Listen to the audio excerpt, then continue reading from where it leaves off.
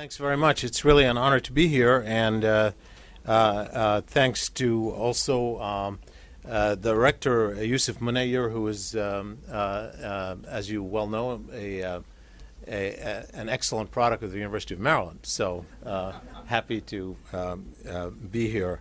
What I'd like to do is just make few opening remarks. I know that the most interesting stuff will be in the exchanges afterwards, a big issue. So I'm going to focus my comments largely on how the United States has reacted to the Arab awakening and this evolving policy. I just want to make a few remarks about that, first pertaining to the official reaction, particularly of the administration and Congress. And I will also talk a little bit about how the American public has been reacting to the Arab awakening, because we've done some public opinion polls that give us a little bit of a picture about how the American public view of the Arab world is changing a little bit because of the Arab uprisings. Let me just start by saying, obviously, the Arab awakening has not only began transforming the Middle East, but it has been transforming international reaction to the Middle East. Every country has been scratching its head and scrambling to figure out how it's going to react to these events that they don't fully understand and certainly cannot fully predict. And you can find that across the board. I mean, it is not just the U.S., certainly. I was invited to China just a month ago because the Chinese are scratching their head and they want to think about it. Multiple European countries have hosted conferences trying to figure out how they're going to deal with it. I just came from a European conference in Zurich. So everybody around the world is trying to figure out how to deal with it. Clearly, the most striking example of that was France.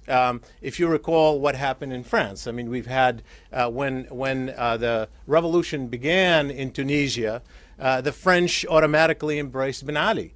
And it was, partly his automatic pilot policy, partly because he was, they saw him as a secularist anti-Islamist, and it worked for them. And certainly they thought he was going to prevail. And when he didn't, they shifted policy 180 degrees, dumped the foreign minister, and became the biggest advocates of intervention in Libya. And to think about that, and also to think about the amazing receptivity of Arab public to an international intervention in Libya. I wouldn't say to international intervention broadly. Those of you who understand how adamantly opposed Arabs are to European or Western intervention, and he was primarily European-led intervention, France and the UK taking the lead in Libya, and they were seemingly welcomed by the Arab public. We've done a little bit of study on that to see the initial Arab public reaction. It's rather amazing, actually, that you've had this unanimity in the case of Libya. So France was clearly a case of a country that immediately kind of changed course on how to deal with the Arab awakening. Well, what about the United States? What happened with the Obama administration? I'm going to make a few points to put the American reaction in some perspective, by no means comprehensive. First, the previous Bush administration had made the advancement of democracy in the Middle East at least a rhetorical priority. Now, I say rhetorical because, as you know, the Arab public never bought it. They never thought that's what the administration was trying to do. We've shown that in public opinion polls. But at least here in America, it was seen to be a priority for the Bush administration. So while President Obama continued to push for democratic reform, his policy did not place the issue at the top of priority when he became president. And he moved to consolidate relations with traditional American allies in the Arab world, particularly the Mubarak government in Egypt and the Saudi royal family. I mean, we know, take for example, the choice of the Cairo speech, when the president wanted to set a new tone for relations with Muslim and Arab countries, he chose Cairo. So there was a sense that he was going back to traditional American policy of that was more really in the realist camp of preserving relations with allies. He faced criticism from the right for not pushing hard enough on democracy. And while the Republicans were divided among those who wanted the U.S. to stick with the traditional allies and those who wanted to use the Bush policy as a means of criticizing the Obama administration, and sort of the argument that you found, Elliot Abrams make, Bush was right, as though that was kind of a confirmation of what the Bush administration did. But as a mechanism of criticizing the Obama administration, this division only added to the pressure from the Democratic base, which was decidedly in favor of taking the side of demonstrators, which was also the president's own instinct. So as these uprisings unfolded, I think in some ways the Democratic-Republican divide in America, which is pronounced and now increasingly more pronounced, initially, instinctively for this context that I'm giving, was more on the side of the demonstrators than anything else. Which in normal times, I think you would have found far more people arguing for sticking with allies. That division in the context of the Bush administration and the political criticism pushed in that direction. Second, many in Washington were not particularly focused on Tunisia when that first happened, as it was not seen as a central issue for American policy. And it was much easier to move quickly to embrace the public uprisings, particularly after the relatively quick departure of President Ben Ali. By the time the Egyptian public took to the streets, there was already an American mood that had embraced the Arab public. I mean, that is another momentum in a way, because there was not much at stake in Tunisia. It was much easier to love what was happening with the public. And by the time Egypt happened, you were already on one side of the issue. It created momentum. Third, while the American reaction in Egypt seemed to change from initially sticking with Mubarak to later calling on him to resign, the change was relatively rapid. I think in historical perspective, I think amazingly rapid, given how important the Mubarak regime was in American foreign policy. From supporting, if you look at Mubarak himself and his importance on all sorts of issues, from supporting the war against Iraq in 1991 to commitment to his peace with the Israelis.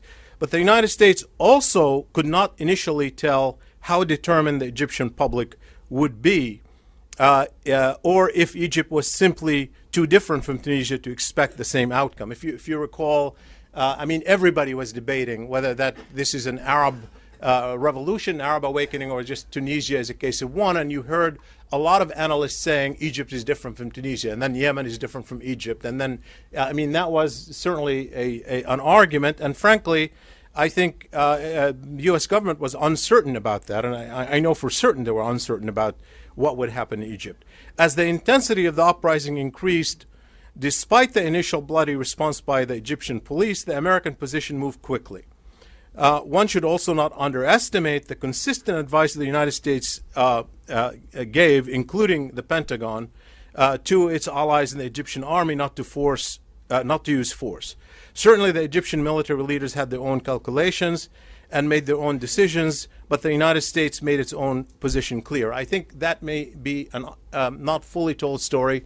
If the U.S. actually intervened at all in Egypt, it was largely in insisting the military not use force. And I'm not saying that's why the military didn't use force. Don't get me wrong. The military had their own calculations, and I think they were lost legitimacy. And I think the U.S. probably could not have pressured them one way or the other, but the U.S. certainly took that position. Fourth, the American calculation was that the outcome in Egypt and elsewhere was not dependent on the United States. Whatever the U.S.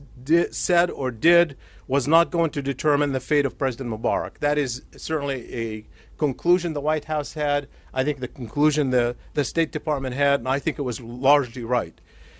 Even more, the uprisings were not in the first place about the United States, as the demonstrators did not chant anti-American slogans early on, and there was a danger that a more visible American intervention against the public will would backfire. And I think there's no doubt about that in my mind, that was a central part of the calculation. Fifth, there was an understanding that while Arabs may want moral and political support against repressive governments, most Arabs have historically opposed Western intervention, and that this fear of Arab reaction also explains why later the United States was not particularly anxious to intervene in Libya even as France and Britain were pushing for such an intervention. I think there was no question that the slogan was, "Don't make this about America," in large part because of this understanding that there is an opposition in principle for Western intervention in the Arab world. Sixth,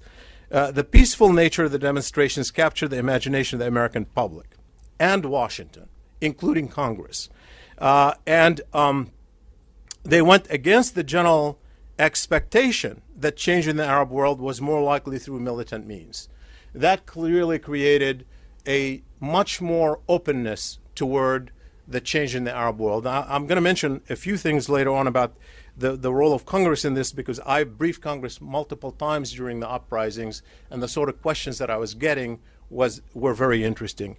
Six, the peaceful nature of the demonstrations captured the imagination of the American.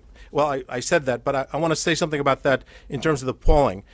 This particular point that I want to make, I want to show you in some of the polls that I've conducted how, in fact, it affected the perception of the Arab people in America. That is, the American public have had what I call the beginning of the end of the post 9/11 paradigm in the mind of the public. Now, whether it'll last or not, I have no idea, but there's no question that we see that.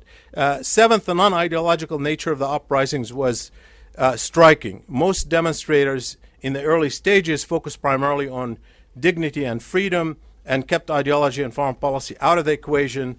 Many of the organizers appeared to be liberal. This mitigated the fear that many had and still have in Washington that Islamist groups were the only alternative to existing regimes. Now, that obviously may change, and was beginning to change in some of the debate, particularly given the outcome of the Tunisian elections, the fear of what might happen in Egypt and what might happen in Libya. Clearly that could change, but for a while certainly applied the brakes on those people who are using the fear of Islamists to be the key reason to oppose the change in the Arab world. Eighth, as I show in the results of public opinion polling, the American public was warming up to the Arab people, but still reluctant to intervene, which limited the options of the Obama administration. Now, when I say limited, still opposed to intervention, you'll see from the polling that what we have is, on the one hand, the American public continued to support the intervention in Libya all the way through August. At least the last poll we've done on this was in August. Diminishing support, but still majority support for intervention in Libya. Most didn't want the U.S. to intervene anywhere else. And so there was a strong norm against intervention. Ninth, the intervention in Libya, in my own view, was an exception to the rule. The Obama administration was not taking the lead and was responding more to its European allies. The Arab League supported international intervention. The Arab public, which is historically opposed to Western intervention, was, in this case, far more supportive of intervention. In fact, it's actually kind of a historic oddity that you have in times of revolutions, Arab governments and Arab publics on one side of an issue. In Libya, it's really quite extraordinary when you think about it. And I think the Libyan leader himself, his enemies, as well as his threat to hunt his people house to house, clearly made this a particularly exceptional case. Still, the administration remained reluctant to commit ground forces or even provide arms to the rebels when the outcome seemed uncertain. This is not a situation that is likely to repeat itself in the Arab world, and I don't think Syria is anything like that. And once Gaddafi was killed, I think President Obama has been able to reap the benefits of that policy. Finally, politics in Congress are highly partisan, especially in an election year, even though Republicans themselves are divided on whether or not the United States should stick with allies among Arab governments or to aggressively support public desire for democratic change. But three issues define the attitudes of many members of Congress, both Democrats and Republicans. Number one, the fear of Islamic groups. Number two, the consequences for Israeli security. And number three, the impact on the flow of oil. And those three trump everything else that Congress might worry about, trump everything else that Congress might. And in fact, in the early days, the only two questions I got from Congress when I went there, what is that going to do to peace with Israel, and will the Islamists win? And everything else was secondary. People were curious, that was interesting, but when it came to calculations, those were the issues that were clearly dominant. Final point on the Obama administration. The Obama administration believes, and I think believed early on and now still believes, that there is an American interest in supporting the public aspirations, even separate from the issue of American values, because these uprisings are seen to be a reflection of Arab public empowerment enabled by the information revolution that will only expand in the coming months and years. It cannot be ignored. For now, the public seems to assert itself mostly peacefully. The fear is that if the public fails to get what it wants in peaceful means, that energy will be channeled into more militant means that will come back to haunt the United States and the rest of the world. So there is that the fear that there's an unsuccessful fulfillment of the public aspirations is going to turn that energy into militancy. And I think that is a legitimate fear. I wrote a piece the day Mubarak fell in Politico saying Mubarak's nightmare, bin Laden's nightmare in Egypt, calling the success of the Egyptian revolution Mubarak's nightmare in Egypt. Just final comment on the public opinion in the U.S. toward the Arab world.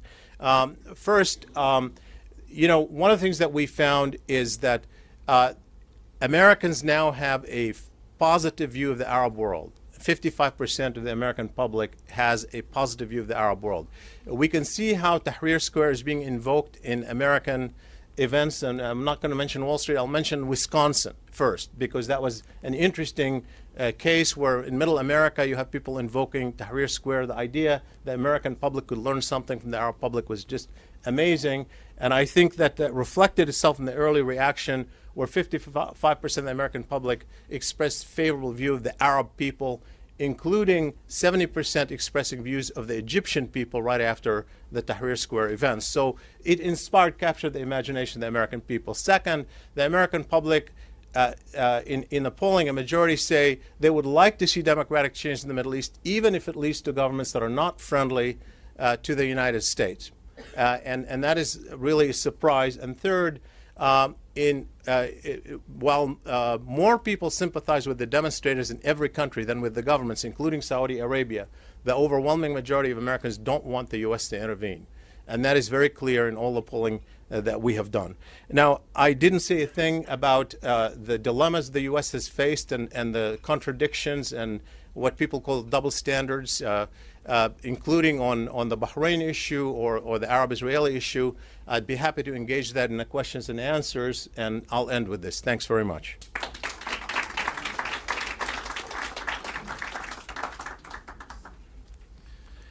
Thank you very much. It's a pleasure to be back here at the Palestine Center. I'd like to thank everybody for coming out here this afternoon to listen to all of us talk, and everybody who's watching us through the camera. I appreciate your interest as well. The United States is obviously in deep trouble in the Middle East today, and that situation is not likely to change in the foreseeable future. And I think one could argue that if it does change, it will change for the worse. And I, by the way, don't think it matters who gets elected president in 2012. I think whether a Republican like Mitt Romney is in charge or Barack Obama gets reelected matters very little. At the very most, it matters on the margins. And I'd like to explain to you why I think that's the case, why I think we're in trouble, and why I think things are not going to get any better. And I want to do it by giving you a two-part presentation. First, I just want to tell you what I think are the key features of the region that matter most for understanding U.S. Middle East policy. And I think there are three of them, and I'll lay them out. And then I want to talk about U.S. foreign policy now and for the foreseeable future. The three key features that matter the most for us are, first of all, the Arab Spring, or what Shibley called the Arab Awakening. I think there's no question that this represents a sea change that has consequences for the United States. We tend to talk about it in terms of democracy and whether or not you're going to have democracies all across the region or not. It's hard to tell exactly how this is going to play itself out in terms of the number of democracies that you get and how quickly those democracies come into being. But I don't think that's what's really important here for U.S. foreign policy. I think what's really important is that no matter what the democratization process looks like, the fact of the matter is that public opinion in the Middle East is going to have a much larger impact on the leaders in the future than it has had in the past. I think in very important ways, leaders were able in the past to insulate themselves from public opinion. And I think Hosni Mubarak in Egypt was a perfect example of that. I think in the future, even authoritarian leaders are going to hear footsteps when they pursue policies that they know are not popular with their publics. So I think the key point that comes out of or the key fact that comes out of the Arab Spring for the United States is that the publics are going to matter much more. And of course, those publics tend to be much more hostile towards the United States than the elites in the region. Second key feature is Iran.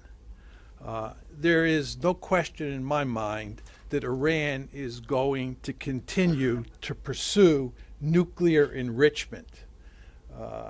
Iran, as you all know, is a signatory to the NPT, and as a signatory to the NPT, it is allowed to pursue the full nuclear fuel cycle.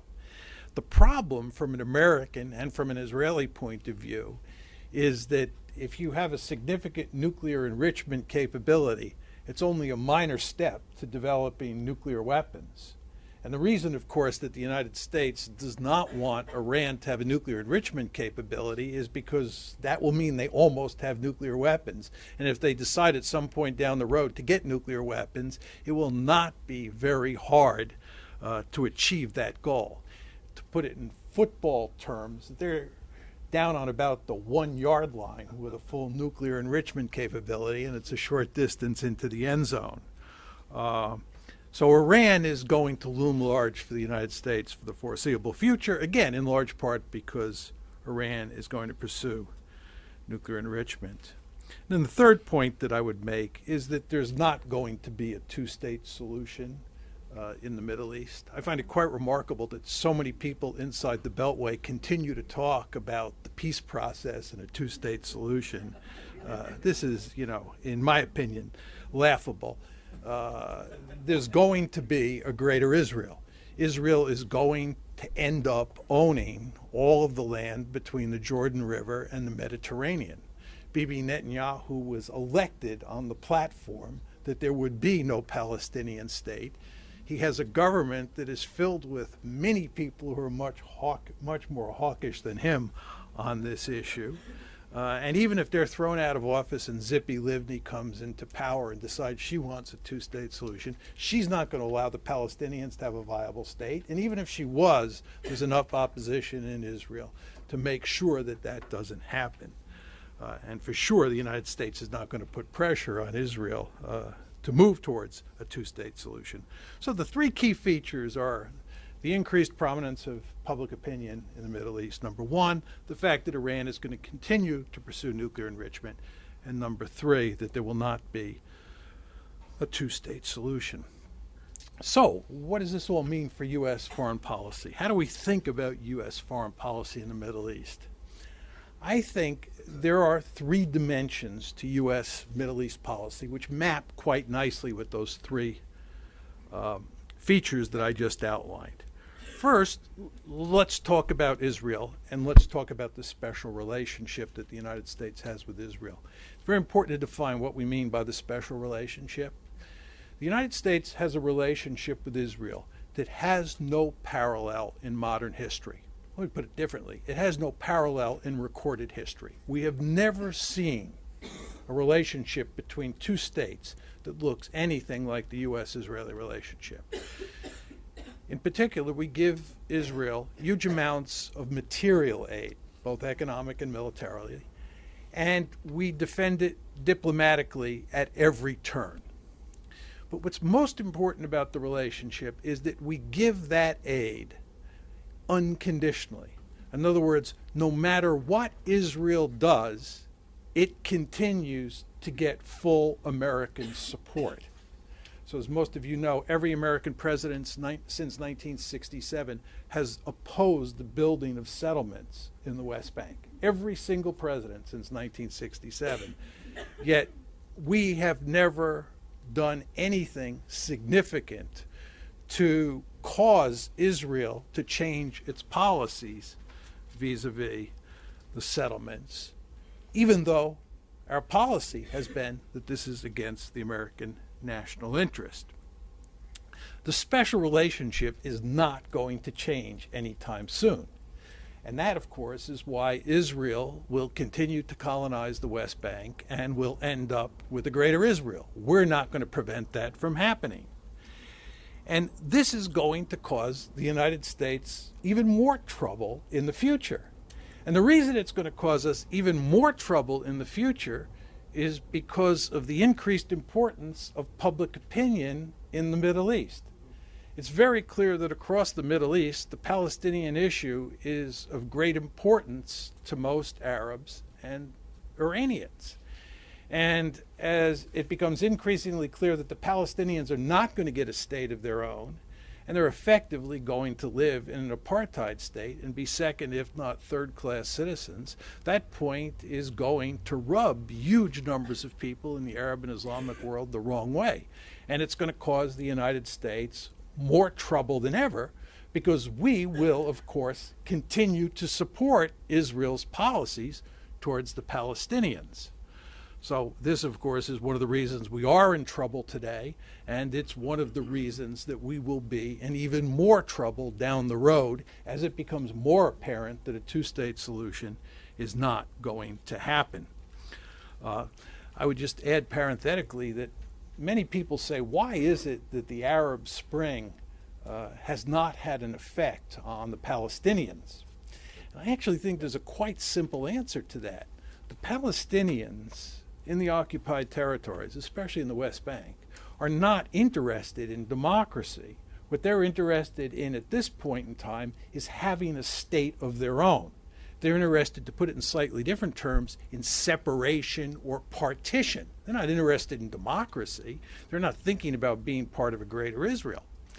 But if you think about where we're headed is towards a greater Israel, in which those Palestinians who live in the occupied territories are going to come to recognize that they're not going to get a state of their own, and they are part of a greater Israel. And once that realization happens, then Arab Spring-like forces are going to come to play. Then the Palestinians are going to want democracy. And the United States is going to be in a real pickle at that point in time, because the United States, as you know, has been promoting democracy as the ultimate value. We think it's very important that states all across the region be democratic. And of course, the Israelis pride themselves as being, quote unquote, the only democracy in the Middle East. Well, if that's true, you can't deny the Palestinians who live in your midst in this greater Israel a vote. And of course, the Israelis will do that, because that's part and parcel of what being an apartheid state is all about.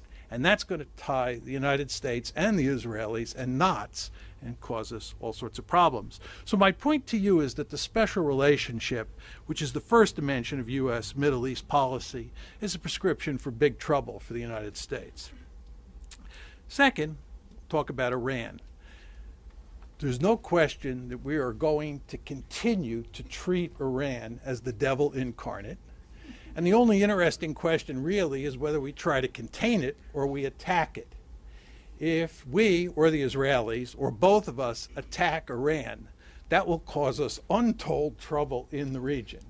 it would be a remarkably foolish policy to pursue. We should not, under any circumstances, in my opinion, attack Iran. And I don't think we will. I would not bet a lot of money on that, but I don't think we will. And I think instead we will continue to pursue a hard-edged containment policy that will alienate the Iranians and not do a lot of good in the region. Moreover, to deal with this Iranian threat that we've hyped up, we will end up either inserting more forces in the region or keeping the forces that we have in the region there and just strengthening them somewhat. I think this is not a good idea because I think the United States should do everything it can to get all of its forces, or almost all of its forces, out of the region, keep them offshore. And keeping more forces in the region is not a smart way to do business. But I think, given the extent to which we've hyped the Iranian threat, it will be difficult not to increase our presence in the Persian Gulf. Finally, we come to the Arab Spring and the whole question of how the United States will treat that. I think what will happen here is that we will continue to meddle in Arab politics in the region. We have, as most of you know, a very powerful social engineering impulse in this country.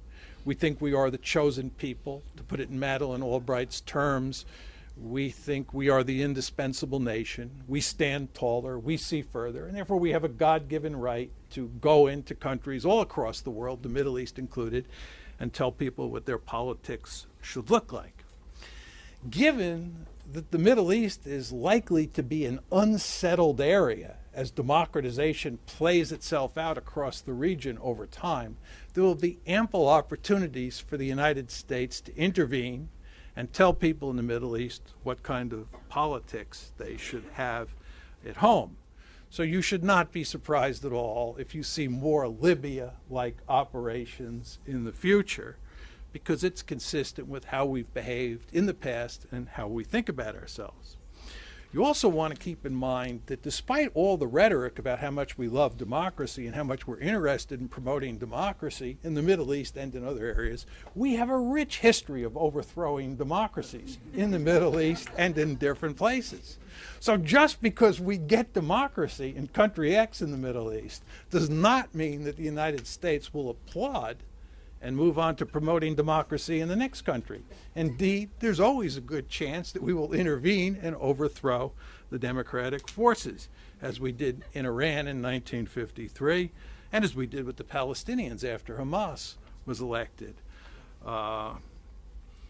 So, my bottom line is that when you look at American foreign policy and you think about the special relationship, you think about how we deal with Iran, and you think about our penchant for meddling in the politics of various Arab countries, it seems to me there's no end to how much trouble we're going to get in the future, which will be consistent with our behavior in the recent past. Thank you.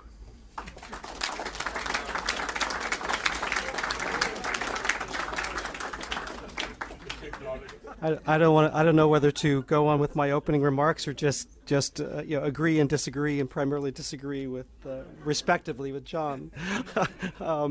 I do want to to say that Abdurrahim in his previous panel said that the Tunisian revolution snuck up on the media.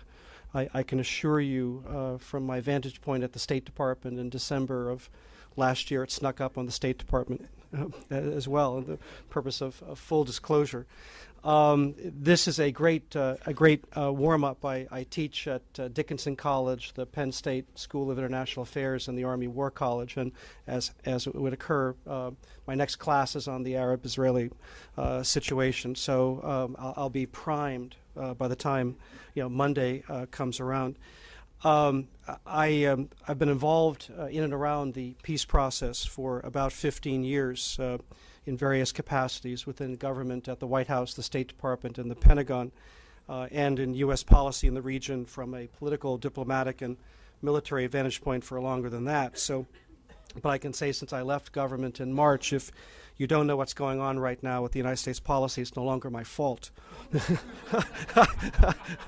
But I am pleased to join this distinguished panel in talking about this remarkable sequence of events, the most dynamic and unpredictable regional transformation in the last 20 years. Now, this session is identified as discussing regional opportunities and responsibilities, and I would certainly add to that challenges and resistance. Clearly, as we've seen from a country-to-country standpoint, in most cases the status quo has been turned upside down, but we don't yet know what will replace it. And I'll speak today from a U.S. policy point of view as somebody who was until recently a social engineer. Let me briefly talk about the issues in the region more broadly, and then conclude with comments on the latest development in the peace process, if indeed there is one. This conference highlights a turning point in the region, and certainly in Tunisia, Libya, and Egypt, for very different reasons, we have reached turning points. The status quo is gone and cannot be resurrected. In other circumstances, I would say that we have tipping points. The status quo has been shaken, and some change will occur, but it's not yet certain if existing systems of government will be overturned. You can look at the situation in Egypt, for example, where while there has been a revolution, the old guard is certainly fighting back and behind the scenes wants to have significant control over the constitutional process as it unfolds. Now, at the start of this year, Secretary Clinton gave an important speech in Doha where she said to the leaders there and audiences in the region, the status quo is unsustainable. There must be fundamental political, economic, and social change. And that has been the government's primary focus during the course of these last few months. Now, while still in government, as events unfolded first in Tunisia, and then in Egypt, Libya, Bahrain, Syria, and Yemen, the perspective inside the State Department and the White House was these are indigenous revolutions. The directions these movements take will depend primarily on forces within each country. They will go at different speeds. The United States is prepared to help, but our assistance and our influence, we recognize from the outset, would be on the margins. And just to add to what John was saying in terms of the influence on Iran, we already had one set of circumstances in June of 2009 where we had a conscious policy to stay out of the election in Iran and its aftermath, so as not to give Iran their traditional great Satan card that they can play. And as we've seen, the regional governments, and Bashar al-Assad is the latest to play this. Well, these are outsiders that are churning, and these are terrorists that are trying to upset the status quo. We know that's not true. So the United States did take and has taken an understated policy in terms of our approach as these things unfolded. And Shibley gave a pretty good analysis of the administration's thinking. I would just add to that in the back of our minds was also, as you look at the changes in the regional balances and relationships, we were conscious of the possibility that Iran would take advantage of the situations. I happen to believe that Iran has been among the major losers from this year in terms of lost momentum. And I do recognize, John, that you're from Chicago, so maybe inside the red zone, the Chicago Bears have more success in getting something over the goal line. But if Iran behaves like the Redskins, the conclusion of that is not necessarily foregone. Now, more or less, with the exception of Libya, the administration's approach has been reasonably consistent, which, depending on the country, can be viewed as refreshing, frustrating, or even bewildering. With Libya, for example, and with the approval of the nation, and this was, of the region, and this was vitally important. The president was taking, considerable political heat from the right with respected voices like John McCain and Lindsey Graham saying you should intervene now. And he wanted to make sure that before, as Secretary Gates later said, the last thing we should do is put a vast number of military forces in an Arab country. I want to make sure that was clear, regional and international support and legitimacy for what NATO undertook. And this is truly, at the end of it, the dog that didn't bark.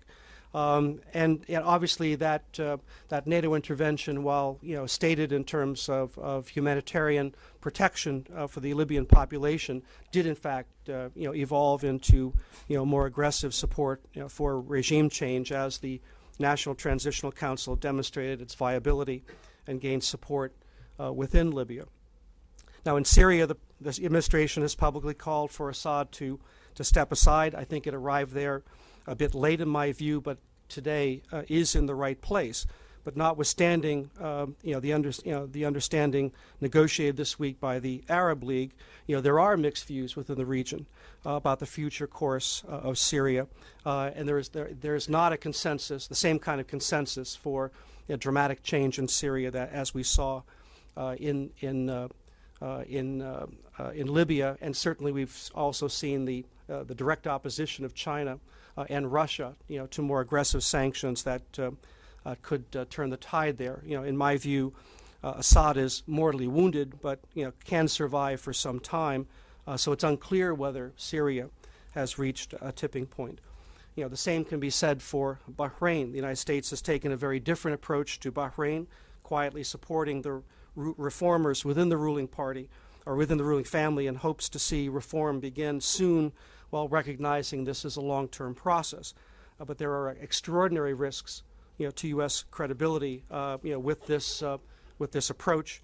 That includes the recent announcement to at least inform Congress about potential sale of military hardware to Bahrain in the midst of the military trials of protesters and medical personnel. I think that was a significant mistake and a missed opportunity to make clear to Bahrain that it needs to change business as usual and more aggressively encourage reform. And so now the situation in Bahrain awaits the report of this commission that will detail human rights violations due out later this month. In Yemen, the United States has supported the GCC call for President Saleh to step aside. I've lost track of the number of times that Saleh has said he will do so. Change is inevitable in Yemen, but how it takes shape is anyone's guess. Now, anyone can take issue with a discrete action or statement, but the United States has decided in this year to nudge events forward in the direction advocated by the people in the region rather than try to orchestrate a new regional order. I think if I have a worry about what is going to happen, it is, as Ambassador Bill Taylor, who's now the point man within the State Department on transitions in Libya, Egypt, and Tunisia. He's an experienced hand, but he acknowledged yesterday that the level of resource to help provide the technical assistance, not the social engineering, but the technical assistance for elections in the context of, say, Egypt, to try to help Egypt sustain its economy as it tries to rebuild, the economic support, tourism, for example, that was lost earlier this year, the resources that we had available as a country 20 years ago in Europe to support these transitions. That money is just not here. And we're about to see, with the probable failure of sequestration in the Congress, a lot of pressure on budgets, and given the lack of a constituency within international affairs budget compared to the Pentagon budget, we're not likely to see the kinds of resources that would give us as much confidence as we can to help these countries move forward.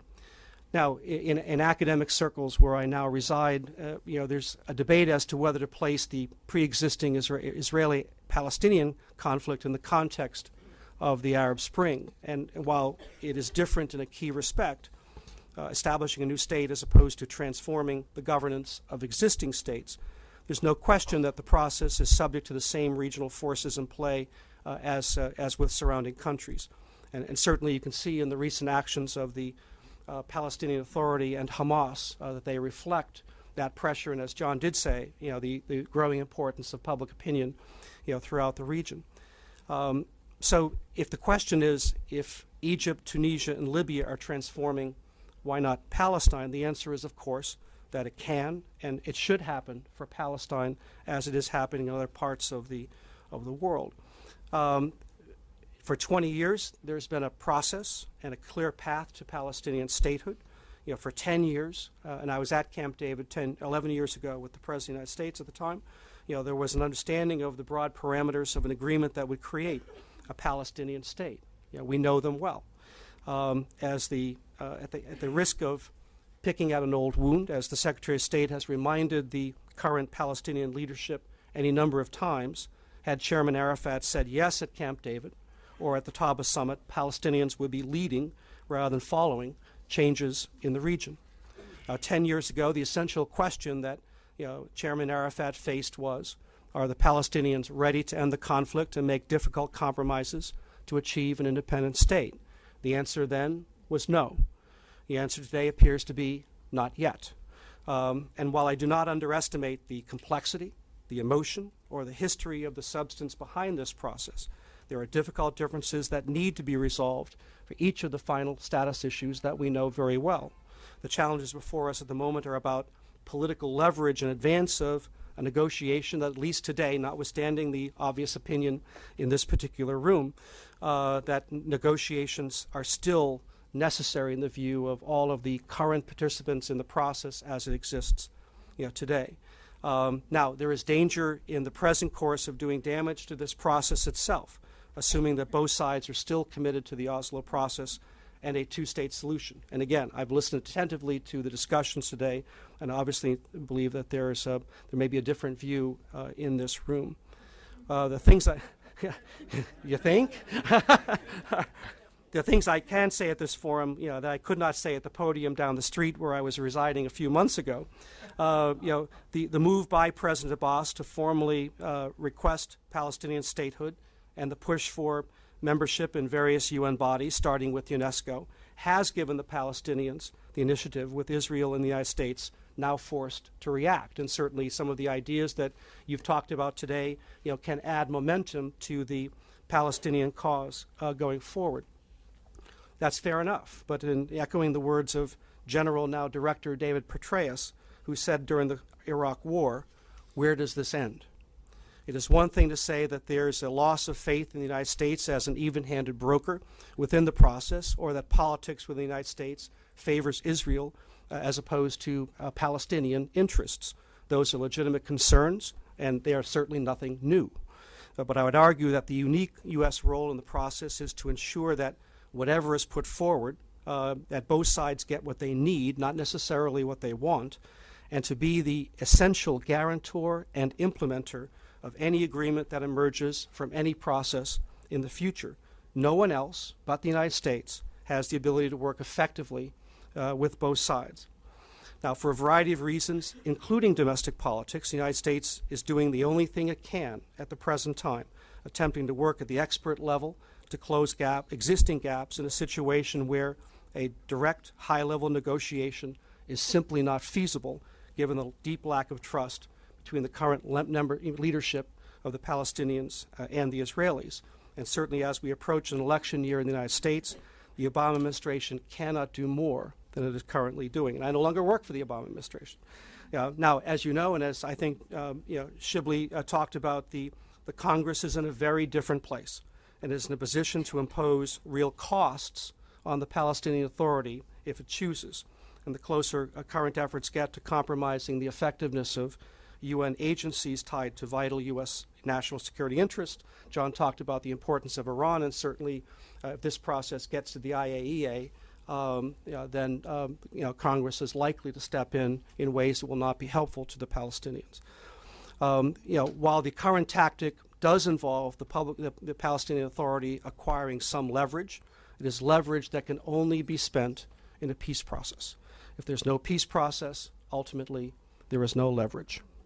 I'll leave it there, and we'll get on with an interesting discussion among the panel.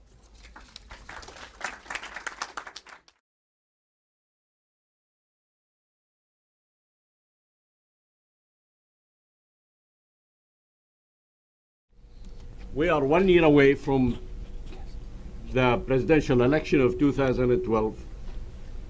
What sort of change, if any? You have alluded, each one of you have alluded to some of it, but pointedly, what sort of change, if any, do you believe we will see in the United States foreign policy after the election, whether President Obama is re-elected or we find ourselves in January 2013 with a Republican administration? You can take it as you would like. Well, actually, I'd like to start with it in part because John has made a statement already that he doesn't expect a big difference between Republicans and Democrats in the Middle East. And some of the fixed features of the Middle East in the coming years, as John talked about, are right. I think that the special Israeli-American relationship will not change. In fact, I can talk more about that if you like with what my public opinion polls show in terms of the American public. The Iran issue certainly is going to be there, and I think it's going to have basically the same push of trend.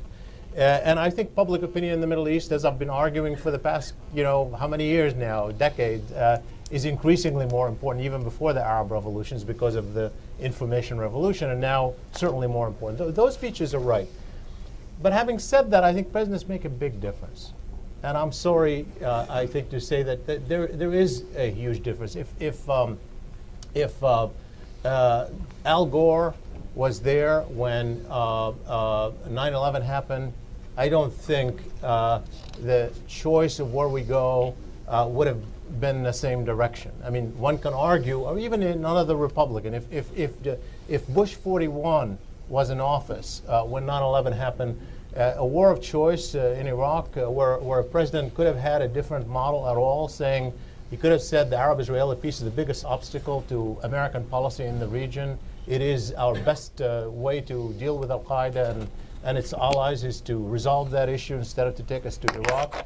He would have had the American public support regardless of where Congress is.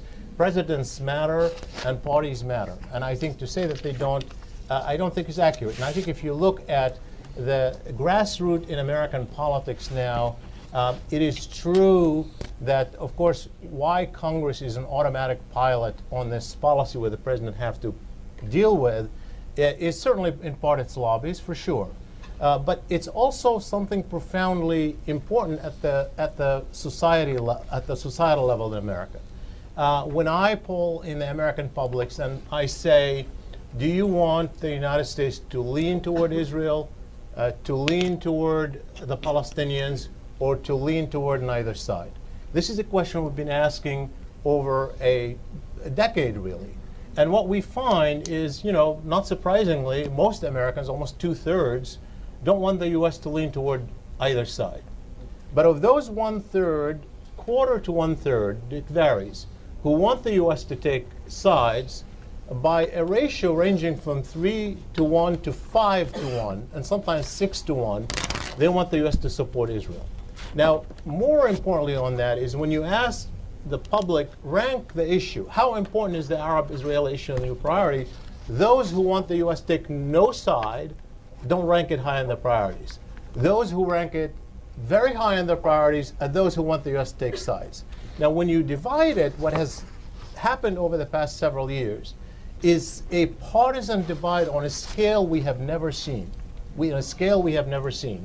If you look at independents and Democrats, independents and Democrats, the overwhelming majority want the U.S. to take neither side. Of those who want the U.S. to take Israel's side, the ratio is 2-1 for Israel versus Palestine, 2-1. Among Republicans, half want the U.S. to take Israel's side, and the ratio of taking Israel's side versus Palestinian side is 50-1, 50-1.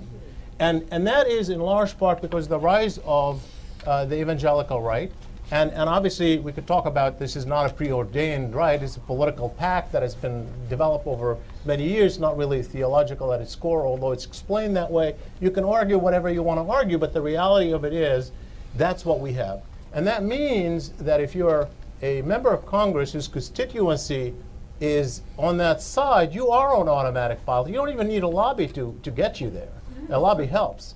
but you don't even need it to get there. And you need somebody to tell them that they should do otherwise, which is much harder. So you need a president who fully understands that the issue is important to American national security.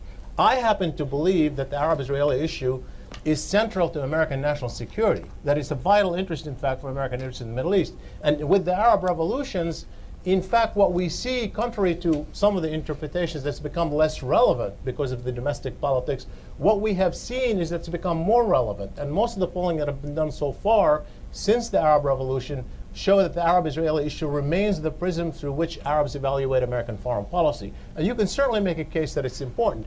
But for a president to prevail on it, he's going to have to believe it himself, and he's going to have to go to bat in Congress to persuade the congressional politics to make this a priority when he, of course, has his hands full. It's an election year. He's got a lot of issue on their plate. So I think presidents matter. I think it does matter whether you're going to have Democrats or Republicans winning. Not that you're going to have less pro-Israel, more pro-Israel, but their choices of policy, what to do about it, is what's going to matter. Whether we go to war with Iran or not, I think it's going to be a different story. Whether we have containment or war, it's going to be a different story. So I think it matters, even though the features that John talked about are certainly there and likely to be somewhat constant. I would like to respectfully disagree with Shibley and argue that there's a fundamental logical flaw in his argument. And it goes like this. And there's a good social, It's all right. as a good social scientist, but it's appreciate this. Yeah. His argument is that there is a difference between how Democrats and Republicans think about our policy towards Israel, right? And therefore, the president matters. Okay, who is the president?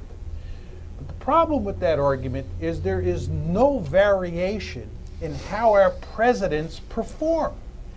Every single president, as I pointed out, since 1967, has opposed settlement building in the occupied territories. No president has been able to put significant pressure on Israel to stop building settlements, whether that president is a Democrat or whether that president is a Republican. George W. Bush, and Barack Obama don't look any different from each other in terms of how they have dealt with Israel and what they have achieved. We have a special relationship with Israel that is in place whether you have Republicans in the White House or Democrats in the White House. There is hardly any variation in our policy. So that variation that you describe among the public or among the American people doesn't matter. Now the $64,000 question is, why doesn't it matter? And of course, you know what the answer is. It's the lobby.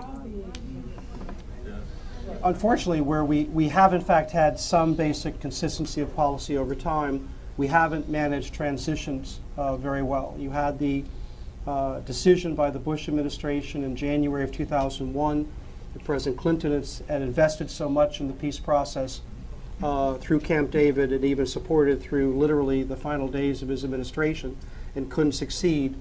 He's going to step back and disinvest rather than picking up the ball where it was left in January 2001, and that has been costly to all sides.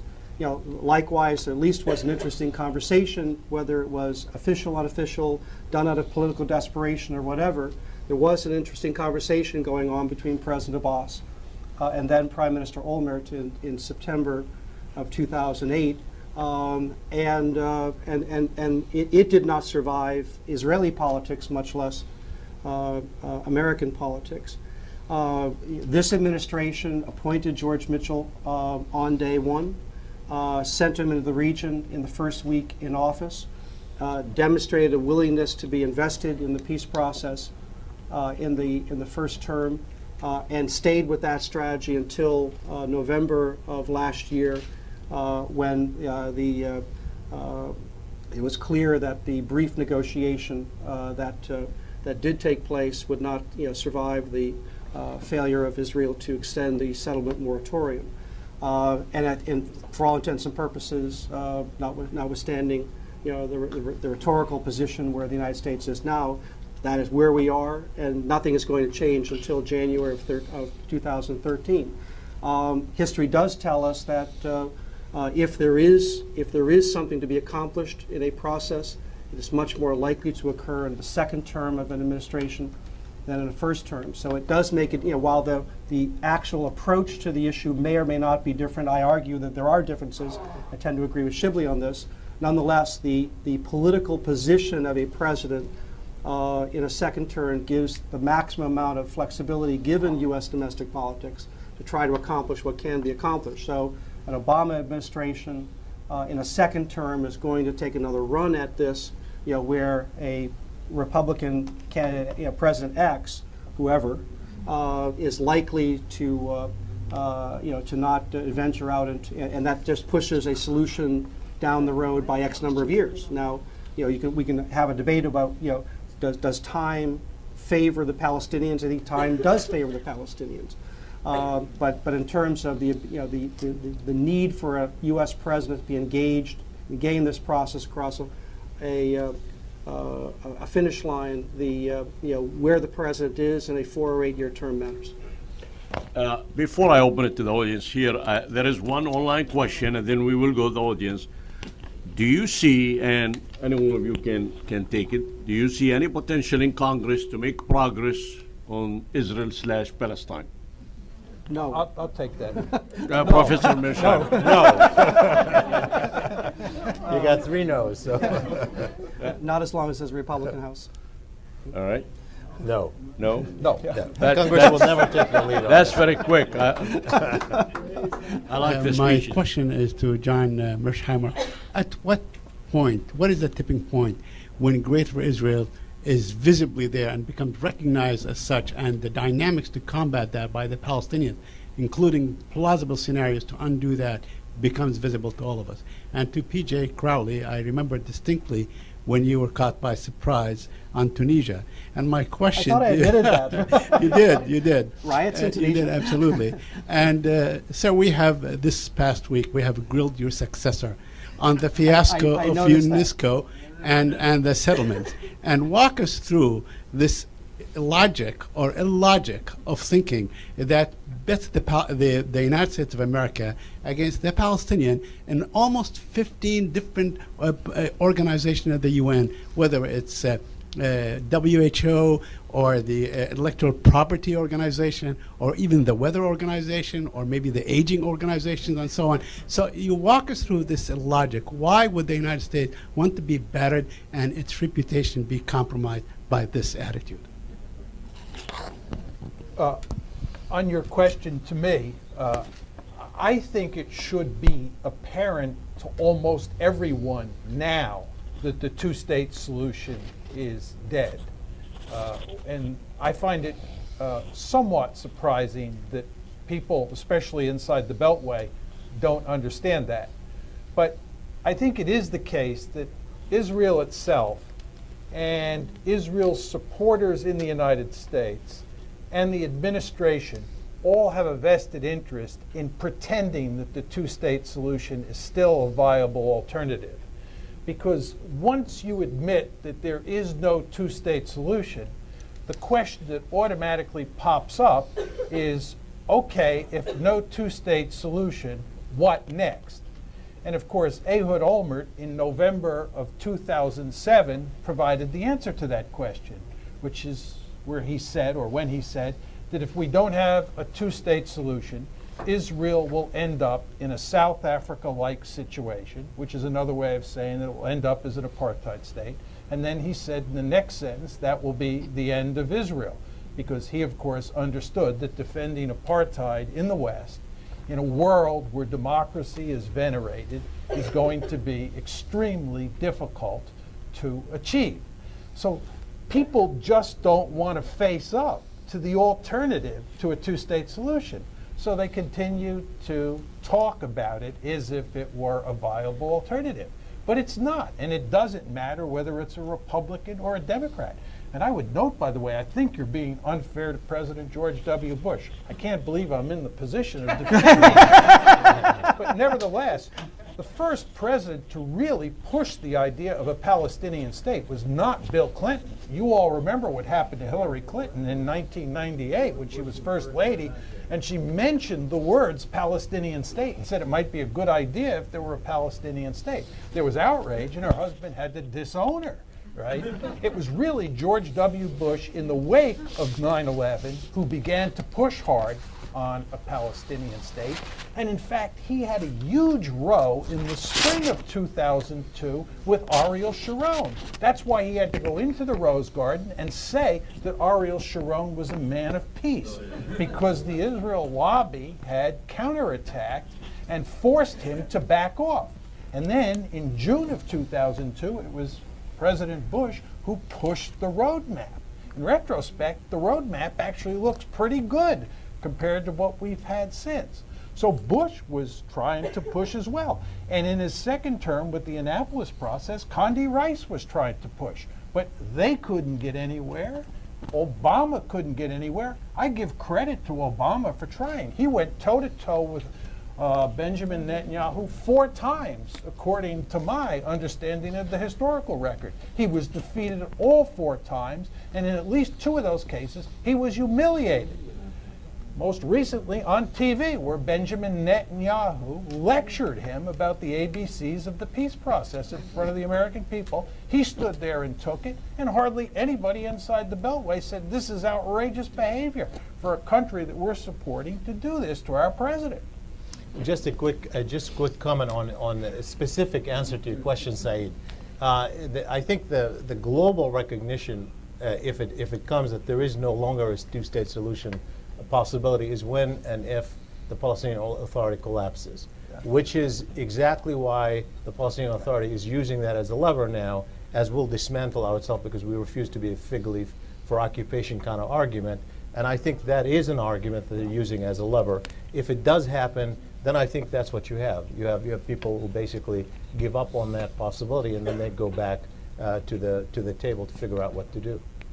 I would just agree with that. That ultimately the question of a two-state solution is a Palestinian calculation, not an Israeli calculation or American calculation. I'm not speaking for the. I simply say. Please. I'm just saying that in terms of where this goes, if Palestinians declare it dead, it will be dead, but the other two parties to the process, it will not go that far. Now, Saad, to your question. In short, this is a policy failure. The United States has a collision of vital national interests, the pursuit of a peace agreement, and an investment in a strategy that hinges significantly on multilateral engagement, support of international institutions, and the both reaffirmation of and reformation of existing alliances around the world. So to be, and this is not something that snuck up on the administration. President Abbas had signaled this for quite some time. I think it was a failure to recognize the severity of the situation, or a belief that it could talk President Abbas out of taking this course of action. As it stands now, it's driven. The administration is driven by U.S. law. It now has to do what it is doing, and as Toria Newland said, is prepared to march through, UN agency by UN agency. I think at some point the calculation will flip on the Congress when the Secretary and others have talked to the Congress about funding flexibility. That will come at the expense of the financial support for the Palestinian Authority. They'll say, okay, you have your choice. You can either do funding for the PA and its security apparatus, or you can do funding for WHO, the international, property rights or protection of property rights, and the IAEA. Take your pick. This was lost in the spring, where the United States had to provide some sort of meaningful reassurance to President Abbas before he actually started walking down this path. Paul Verdine, my question is to Professor Telhami in light of something that John Mearsheimer said a while ago. John Mearsheimer, you said, if I heard you correctly, that Palestinians do not support democracy. They're not interested in democracy. They're interested in a state of their own. my anecdotal experience is that they do very much support democracy, and for those who still cling to the hope of an independent Palestinian state, it's because they see that as the only way to achieving democracy for some of the Palestinians. And for the minority of Palestinians within Israel proper, they probably think that, well, if we continue to be a minority in a state that Jewish Israelis still dominate, then we can hope to achieve greater rights over time, because as a minority we won't threaten. Professor Telhami, what does your polling data suggest in this regard? Well, first of all, I actually didn't understand. I mean, I know that's the way John framed it, but I actually understood him to say, and I think probably that's what he meant to say, is that getting a state is the priority, not that they don't care about democracy. Yes, exactly. That is a priority issue, and I think there's a truth to that. That their first priority right now is to end the end of occupation, and they want democracy, absolutely. All Palestinians want democracy, and they put pressure on the Palestinian Authority in the past, and Hamas is facing pressure internally. So Palestinians want democracy, but there's no question that their first priority is to end the occupation. I mean, if you look at the lives and what is the most disruptive things in their life every single day, it is not the absence of democracy. It is something that has to do more with the daily impact of occupation. So I think in that sense it's right. And I think if you see with the impact of the Arab awakening, the first thing is Palestinians did mobilize. I mean, Palestinians have been mobilized, and in some ways have mobilized peacefully before the Tunisian experience, including on the West Bank to demonstrate against the wall, in certain sections of the West Bank.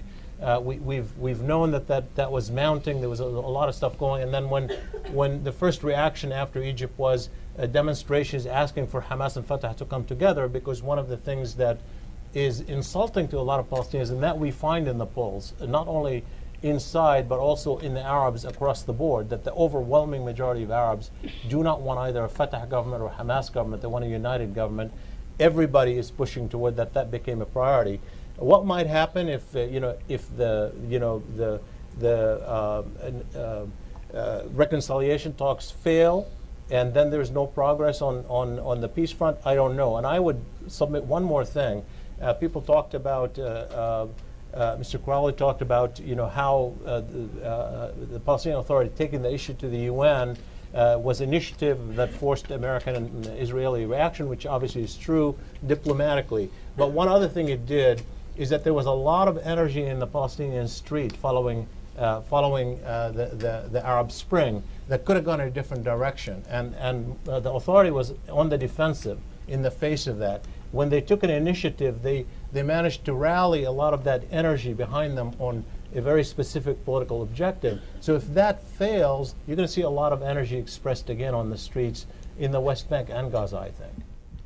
We've heard a lot of talk today about the Arab awakening and the people expressing their opinions and changing their governments. We don't know how it's all going to turn out. Yet when we talk about the United States, it's the same old, same old. We've been doing this for God, and we're going to be taking the same old positions, and we don't get it. I would like to ask you all to think for a minute that most change in any society comes from the bottom up, not from the top down, from the grassroots. And even though no one predicted the Arab Spring a year ago, no one predicted all the Occupy Wall Street, Occupy DC, the 99% Wisconsin, all the things that have been happening, percolating all over the United States. And one thing I saw last night that is sort of another indication on this issue, I saw on late night television a rapper from Chicago talking eloquently for 20 minutes about Palestine and new songs that he's gotten out. I think there are things happening in this society that our government and our diplomats and our bureaucrats and our inside the beltway types do not understand that are happening, that are going to burst out. How fast, I have no idea. To make the assumption that after the elections next year that Congress is going to look like it looks now, that the mandate of whoever is president is going to be like it was 3.5 years ago. Things are happening very quickly, and I would like to sort of hear you sort of talk about what's happening here, and in addition, the impact of the fact that from the earlier discussions we've had today, the United States is becoming more and more irrelevant in the Middle East because we've isolated ourselves, and Professor Mearsheimer talked about that a little bit, but it's And your been there all question? day. I wanted you to talk about what's happening from the bottom up rather than just the bureaucrats at the top, and how you could predict whether or not it's going to look the same as you're all positing, or whether there's going to be a change in the American public opinion which will ultimately be reflected in our government. Who wants to take that? Professor Mearsheimer, I heard your name. I'll say a few words about it, and then Simple question. these folks can bounce off me as they see fit.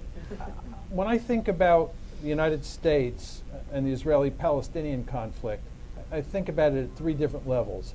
That's how people think about it, how people talk about it, and then what our actual policy is. And I think that there's no doubt that people are thinking and talking about the U.S.-Israeli relationship in fundamentally different ways today than they did, let's say, 10 or 20 years ago.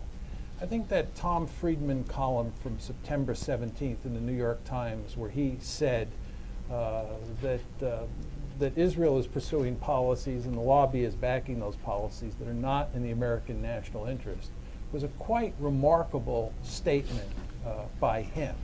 And I could point to all sorts of other pieces of evidence that the discourse has changed, not completely by any means, but we have a much more open discourse now than we did in the past. And a lot of that has to do with the internet, by the way, which provides an alternative source of information and a place where people can go and express their views. But the fact is that there's been hardly any change in the policy. It's really quite remarkable. Shibley was talking about what his surveys find, and he said, as you remember, that roughly 2/3 of the American people think that we should take neither the Palestinian side nor the Israeli side in their conflict.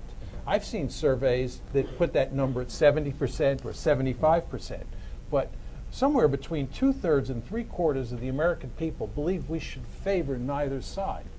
When you run that up against the fact that we have this special relationship that has no parallel in American history, you can see how little influence public opinion actually has on policy. And again, as I've said on a number of occasions, and of course you would expect me to say this, I think it's largely due to the lobby's influence, right? I think the lobby is a remarkably powerful interest group. It's perfectly legitimate in the American context. I'm not accusing the lobby of doing anything illegal or immoral or unethical. It pursues policies just the way the National Rifle Association does. But the fact is, it's so successful at what it does that in effect you can have this disconnect between public opinion on one hand and policy on the other.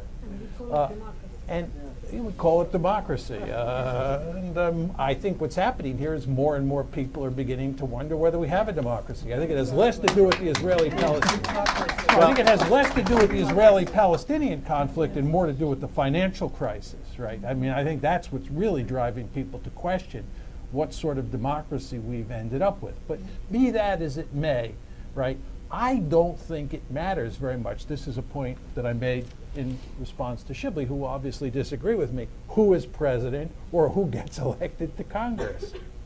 Okay, and I want to say something on this because, I mean, I think that the American democracy on many issues is not a system of majority. It is a system of passionate minorities.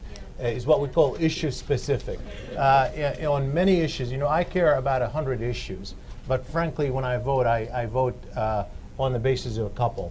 And I care about 100 issues, but when I write checks contributing to campaigns or write an op-ed, it's only about a couple of issues. So the real question is, who ranks this issue high in their priorities? You can have 2/3 of the public having one way, but they don't rank it high as that shows. People who actually want the U.S. to take sides are people who rank the issue much higher on their priorities. And by the way, Republicans now rank this issue much more than Democrats in their priorities. There is nonetheless a demographic shift, though, to asking about on this specific issue. what we find is separate from Republican Democrats. We find that generally those who want the U.S. to be more supportive of Israel tend to be largely white, largely older, largely men, largely Republican.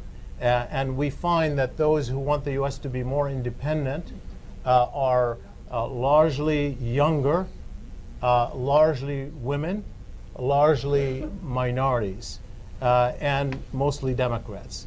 So we do find a trend, and that age trend is interesting because the younger you are, the more you want the U.S. to be even-handed. Now, that could be maybe a projection of the future, but it could also be an issue of socializing, that the youth don't have much invested as they are socialized into the system, whether it's lobbies or something else. Then they're trained into taking the mainstream position. So it's very hard to predict. It's very hard to know how the trend will go. But there is a grassroots shift that has taken place among the American public. I think there are two interesting statistics that will collide next year. One is a 9% approval rating of the Congress, and the other is a 98% reelection statistic among incumbents. And we'll just see. It'll be interesting to see how those two, collide. But because of the gerrymandered districts that we have, it is more likely that the 98. The result's going to be more close to the 98% reelection rate than it is the throw all the bumps out and start over. Okay, and the last question of the day. Your honest recognition that the settlement policy of Israel is not going to change, and under the current leadership. Excuse me. I think John said that. I agree with. I don't think it's going to change. Yeah, you said not. You said there's no prospect of a change till a certain date, right? A year and a half from now. Given that, and putting yourself in a position of a Palestinian, you earlier said that they were asked. I'm sorry, I'm blanking on her name that I should. Arafat was asked before, and he said no. And you said they're being asked again, and they're saying not yet. What choice, putting yourself in as a Palestinian leader who is dedicated to a two-state solution, what choice do you really have? PJ, you're the leader. What do you choosing between taking your case to the public, i.e. the United Nations, and choosing negotiations with someone who has intractably a different position than you? Well, I think the answer is, I would say that not to see these as mutually exclusive. I think the Palestinians have a very interesting dynamic going on because all of a sudden now, President Abbas, people are paying attention to what he's doing, and people are paying attention to where he's going from where we started, with UNESCO. And it is a form of political capital. The question is, how do you spend that political capital? To me, the insistence that you have to have a settlement freeze in order to begin a negotiation. The settlements are an essential issue within the peace process. However, whether there's construction going on or not is tangential to the negotiation. At some point, the president has to take the political capital that he can gain by walking down the path that he's on, and then use it in some fashion to get a better negotiation and a better negotiated result. I happen to believe if given what Prime Minister Netanyahu says, where he keeps on his side, keeps on insisting, to President Abbas, recognize Israel as a Jewish state. I think the Palestinian position is an appropriate one in saying that's something for the negotiation. I'm not going to give you that in advance, but to me, that tells you that at crunch time, Israel will negotiate a better deal, not whether it's just or fair, we can evaluate, but they will want to preserve Israel as a Jewish state. And they will be willing to go back to, whether it's Netanyahu or a successor, they will be willing to go back and concede on specific issues inside the negotiation, to preserve that option. But which is to say, what should the Palestinian, if I want to maintain leverage right now, and given the politics that we have talked about that does not favor the Palestinians have to continue to be seen as the credible actor in this process.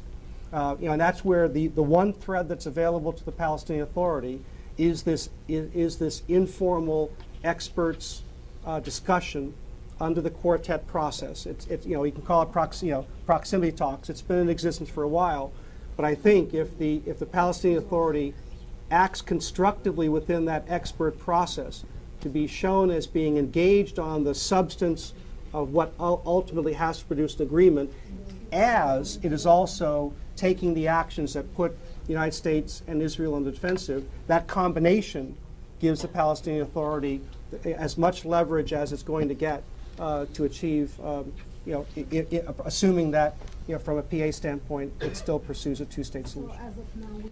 This is a most important question, and I want to take the chair's prerogative and ask the two other panelists if they care to comment. Well, I could just say that I could think, I was just wondering, what President Obama must be thinking for himself when he was facing this issue. And I would say he was probably thinking of himself, I'm the President of the United States. As the President of the United States, I'm going to have to oppose you, Mr. Mahmoud Abbas.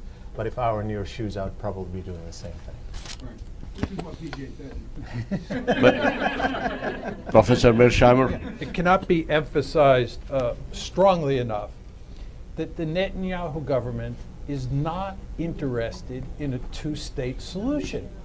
The idea that all we need is for the Palestinians to behave differently and the Israelis will accommodate them, we'll have a two-state solution and we'll live happily after, is contradicted by the fact that Benjamin Netanyahu was elected on the platform that there was not going to be a Palestinian state. He has a government that is filled with people who are very hard line on that issue. The reason that Zippy Livni, who actually got more votes than Netanyahu in the election but couldn't put together a coalition, refused to join Netanyahu's government was over this very issue. So it's just important to understand that Israel, at this point in time anyway, has no interest in a two-state solution. I agree with that. I agree with that, but Netanyahu has not felt any pressure, for 2 years.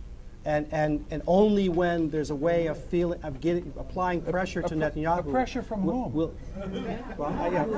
That's where the process we've been talking about takes place.